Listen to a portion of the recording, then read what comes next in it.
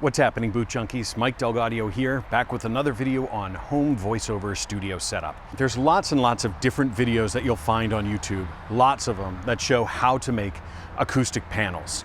And what I found when I was making mine is they all required lots of different tools. A lot of them are mounted to the wall permanently. You have to have a miter box or a drill or all those things. And I wanted to make sure that I could show you how to make a panel that worked for everybody, really, no matter what your skill level and no matter what sort of access you have to tools. And I think I've got it down as far as I can think of how to do it.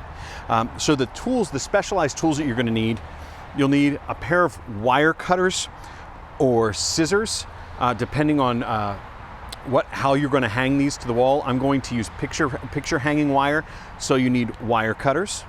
I'm also going to possibly need a razor knife.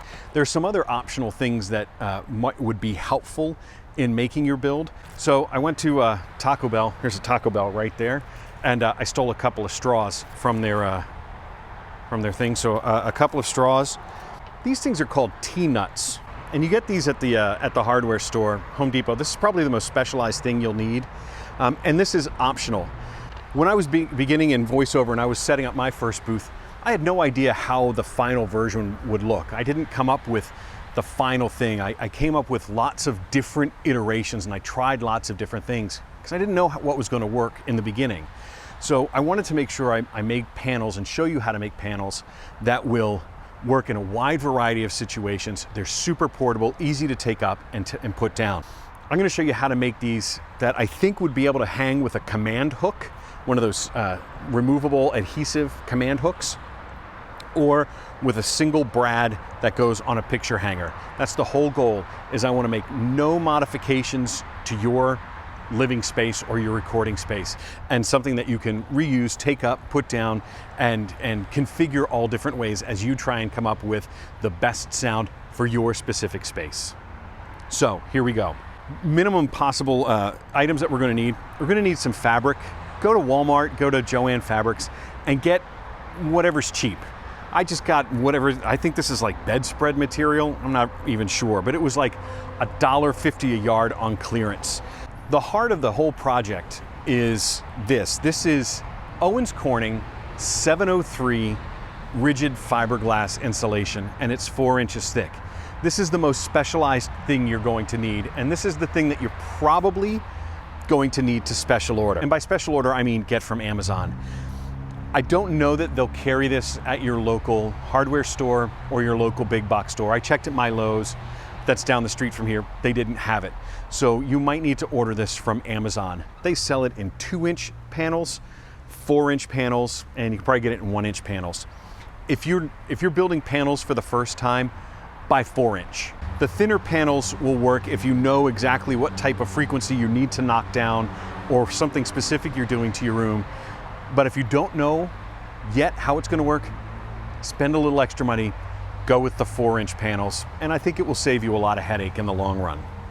I suggest when you're working with the fiberglass insulation that you work with it outside. This stuff does have some fiberglass fibers in it, fiberglass, and so you don't want to inhale these particles. If you're working inside, get a respirator or a dust mask, and one that's labeled as for insulating particles. You want to make sure that you have fine enough protection so that you're not inhaling any of this stuff, because it's bad, right? You don't want to ever get insulation in your lungs. I suggest, if you've never worked with it for the first time, wear long sleeves and wear some gloves. I'm using nitrile gloves that I got at Lowe's, but any sort of glove that will protect you, a rubber glove that will protect you from getting splinters. Safety talk out of the way. What we're going to do is we're going to take some wire, thread it through the insulation, wrap it around, and have it come out the back, and we're going to twist it together so it makes something that we can hang on the wall. You'll probably need about 10 feet of it. Starting with a straight edge of some sort. This is my straight edge. Measure approximately 5 inches from the top and from the sides on 2 points on the fiberglass itself. So I'm just going to take and draw a line here and a line from the top, and where those intersect, I just need to make an X. Same thing over here.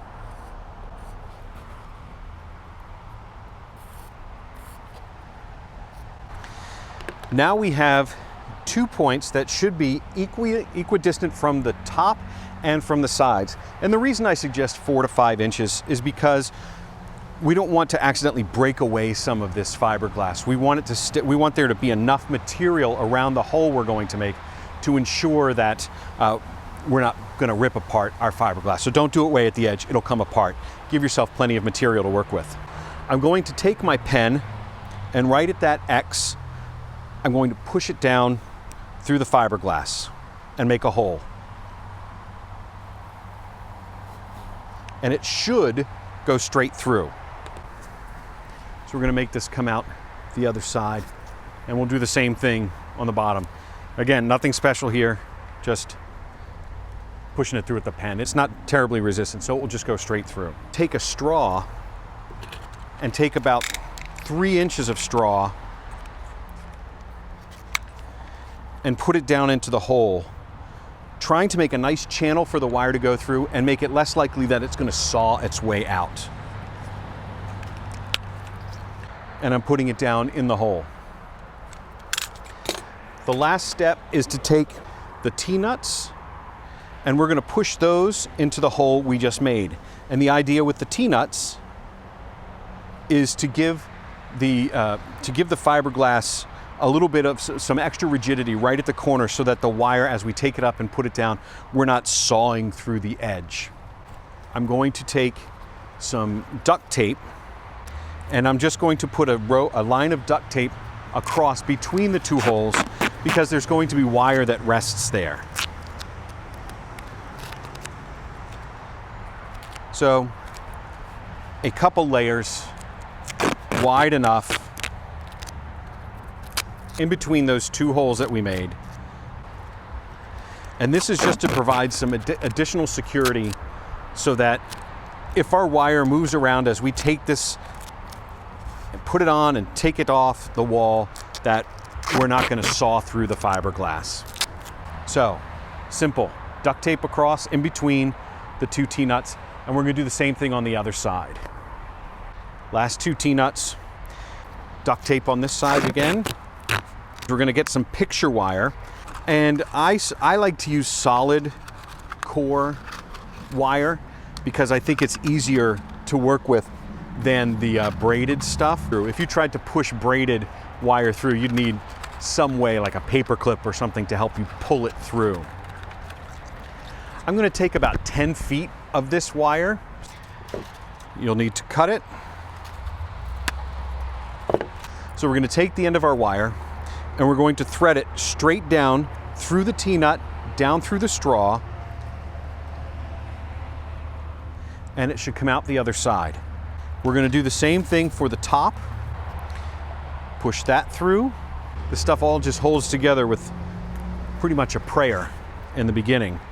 It's going to be the tape and a later step that holds really all of this together. It doesn't matter if the tape doesn't stick all the way,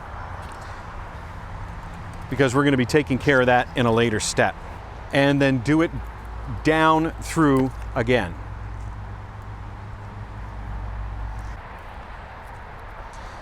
Down through the straw, and hopefully out the other T-nut. And we're just going to work this until it gets nice and flat. It might take a little bit of uncoiling and adjusting until it lays reasonably flat on both sides. How flat it lays, it's really up to you. It will the flatter you can make it, the better the panel's going to look. So that's really why we're going to try and make it flat and get it as flat as you can. The tape will help, and that looks reasonably good. I could probably spend more time on it, but the next thing I'm going to do is I'm going to cover it with tape anyway.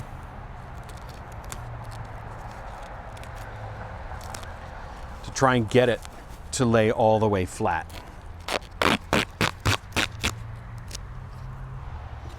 And now we'll do the same thing on the other side, just to lay it flat. Adding this one last layer of tape will help stop that wire from sort of zigzagging back and forth and sawing through the fiberglass. All right. We're not going to connect these two just yet, but these are going to be a connection we're going to make, and this will be how we hang it. So before you go any further, it's probably a good idea to ensure that you're not going to tear through your fiberglass at this point. If you tear through it, now is when you'd find it out. And I'm just going to reinforce as much as I can with tape, just to keep that wire from sliding, because that's going to be what would damage your panel in the long run. So once you have all of your tape in place, you're down to the moment of truth. And that is to make sure that your panel holds. So if you just take your panel by the wires and hold it in the air, as long as it holds, you're going to be fine. Everything from this point forward, you're going to be fine.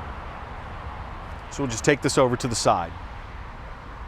From this point, we're just down to preserving the fibers, making sure that the fibers don't get into our lungs, making the panel safe to hang and be around, and to make it look nicer.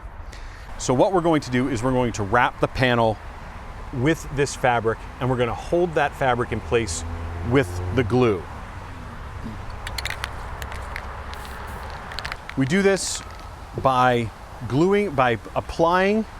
spraying this glue onto the panel, and we'll start with the side that is going to face the room. This is the part that you're going to see, so you want to try and make your fabric as nice and as smooth as possible. You may want to iron it or steam it in advance. So this is going to be the front of my panel here, and we're going to set it down on this. So the first thing I need to do is I need to get this side ready for glue. And all I'm doing is I'm going to try and cover this whole thing with glue. And then I'm going to do the same thing to the panel, cover the panel.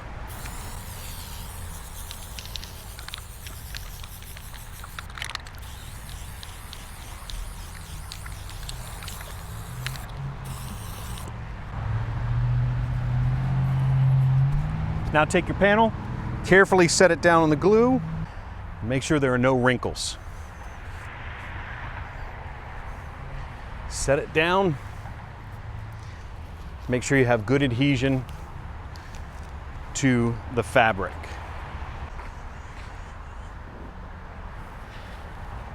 That looks nice and smooth. So, hey, it's me, it's a day later, and I'm editing this video, getting ready to upload it. And I realize at this point that if you're watching, first, thank you so much for making it this far. But over the next couple of minutes, things go a little tiny bit off the rails, because I realized at this point, it went off in my head, that I was actually supposed to be somewhere like really soon. And so my work gets pretty sloppy at this point. For those of you who are like OCD, you're gonna be like, oh my God, that's a mess. The project itself turned out actually pretty fine. So it's hanging on the wall there. It actually looks pretty good. I'm real happy with the way it came out. But you're gonna be like, oh my God, that looks terrible. And it's only because I rushed through the last couple of minutes of the way this goes. So you can watch the rest, but try not to let your OCD get the better of you. Thanks. And hopefully not put wrinkles into it. Now from here, it's essentially like wrapping a package. And you can do that however it would make sense for you. I'm really bad at this part, so wrap it however you'd wrap it. But I think what I'm gonna do is I'm gonna do the ends first.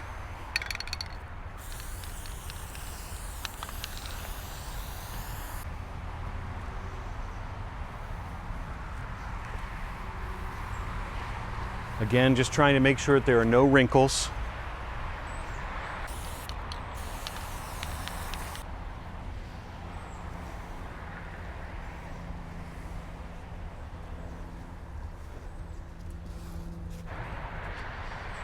And from here, you're just going to try and glue it all together and tuck it in as nicely as possible so that it looks nice. This is the back, so you can get away with it being a little messier. You'll see that in this kind of stuff, I'm not a craftsman. This is not something that is my forte at all. So you'll see I end up usually kind of making a mess of this. My kids make fun of me when I wrap their Christmas presents too, because I do a pretty bad job at that. So I'm just making a little hole for the wire to come through.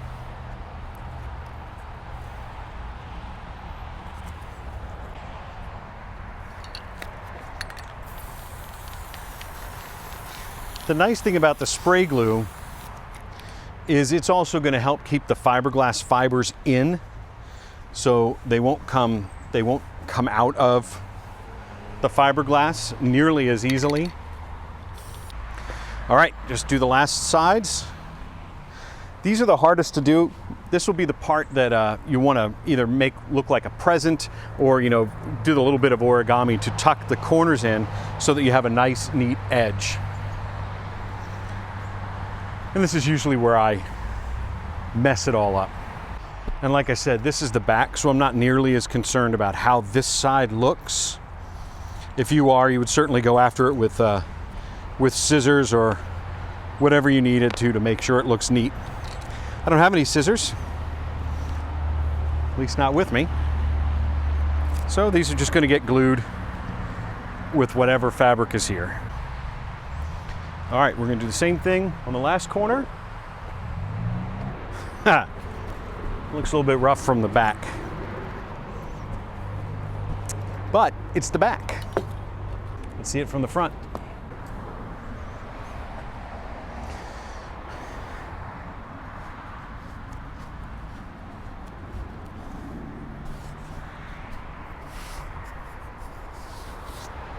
Overall, for no tools, I'd say that's okay. We can see a little bit of where the tape was up there. You could put a layer of foam if you needed to. A towel, you could glue a towel to it if you were really worried about this. For me, this is all about how they work, not so much as how they look. And considering we had no tools, I'm okay with that little bit of visible tape. Again, seeing how it came onto mine, you can make adjustments for yours. The last thing we'll do is we'll make a loop. We'll make a loop on the back for the picture hanger. And the way we'll do that is I'm just going to twist these wires together, not in the center, a little bit off center. Let me see what I did there. So all we did was you just wrap the wire around. You see that? We just wrapped the wire around on itself. Just spliced it together really pretty crudely, but it doesn't take much. This is not heavy. So we just snip the wires, and your acoustic panel is done.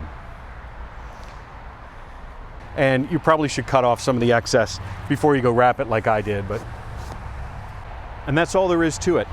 This kind of panel will absorb an enormous amount of your voice. The 4-inch stuff is really incredible. This is what, in all the videos on my booth, this is the stuff that's in there. This is leftover from that. This is exactly what I have. And you'll want to make sure that you look at your room and see where the different reflections would be. There'll be reflections off a wall behind you. There'll be reflections off the wall next to you. And there'll be reflections that come back from you off whatever wall you're facing. And so you'll need to have panels strategically placed around to try and knock those echoes down. It's those echoes that get into your mic.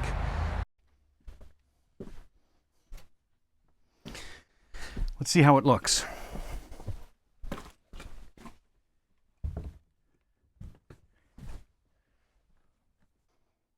That's not too bad, considering that's probably 10-year-old Owens Corning 703 that's been in my garage for a long time. So just a quick follow-up. It's a few days later, and I've left this hanging up for a few days just to make sure that the design worked. Now, again, not the most beautiful thing, not the most beautiful piece of work, but it's still hanging. It's working just fine. The glue has stayed, and we've got a really great, functional, easy to put together, cheap to make considering the price of the installation. Way better pricing than if you were to buy a pre-made panel. Some of the ones that you find pre-made on Amazon that are only 2 inches thick, they're like $50 a panel. With the list I gave you on kit.com, there'll be a link somewhere for kit.com that'll give you all the different parts. You can make 3 full panels for about $120. And that's way better than a 4-inch panel that's pre-made. The ones I saw were half this size, 2 foot by 2 foot, and they were $50 a piece for the 4-inch thick. So you'll be able to save yourself a ton of money making these panels. Overall, I'm really happy with the way these came out. Hopefully you found the tutorial helpful, the process that I went through. I was doing it outside on a humid day, so I did the best I could with this really, really old piece of OC703. If you buy your OC703 now, it's going to be that tape that you saw, that's going to stick a lot better. It should anyway.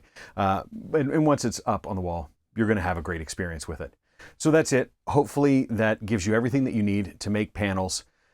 So now go hang your panels and record something amazing.